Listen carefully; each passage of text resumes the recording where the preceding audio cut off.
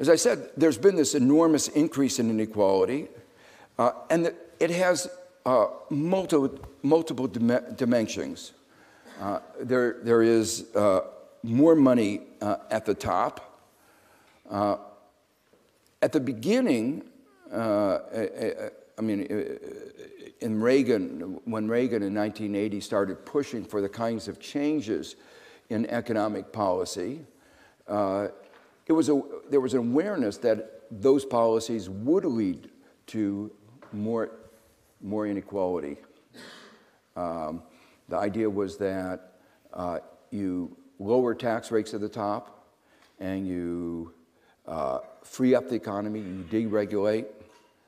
And the hope was, the idea was that it would, yes, there would be more inequality, but the size of the pie would increase, so much so that everybody, even those in the middle and the bottom, would be better off.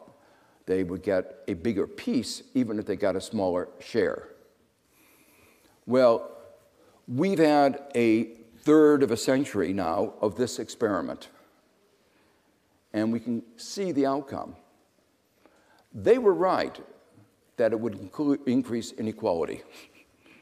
And the share going to the top 1% has gone to numbers between 20 and 25%. That's a twofold increase. And the share going to the top 1/10 of 1% has increased 3- to 4-fold. But unfortunately, this idea of trickle-down economics, that everybody would benefit, is absolutely wrong.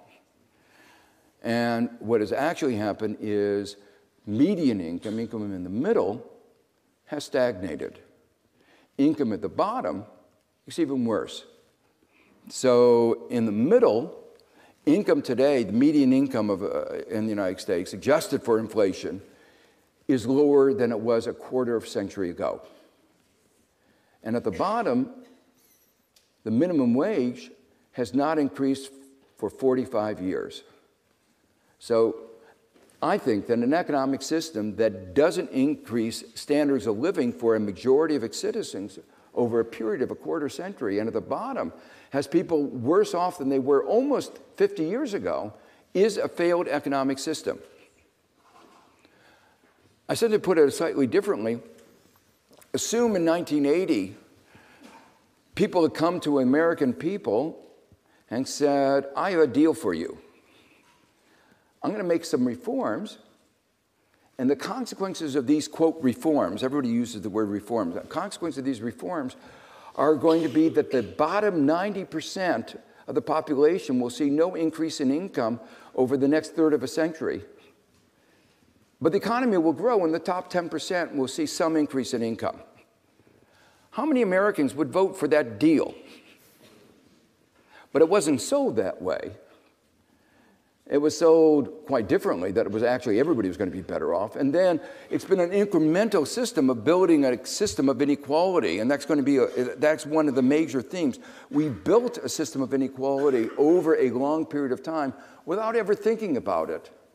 But now, as we look back on what's happened over a third of a century, we ought to be able to reflect on what's going on and say, we have created, in a sense, a failed economic system. It's not the market economy that's at fault. It's the way we shaped the market economy, and we shaped it in ways that have worked poorly for a very large fraction. So just a few charts which illustrate this.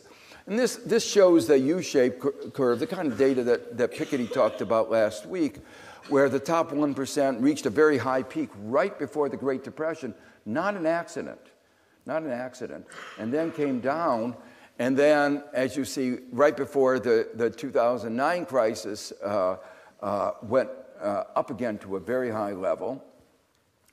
But actually, unlike other crises, this has been actually another one where in the United States, we again tried trickle-down economics, and again it didn't work. Just to show you how bad things were, in the 3 years after Obama and the Federal Reserve declared the end of our recession in 2009, 91% of all the gains went to the top 1%. So if you want to understand why most Americans are not very, don't think that there was a swindle that, the president said, oh, the economy is growing again. Wasn't true for 99% of Americans.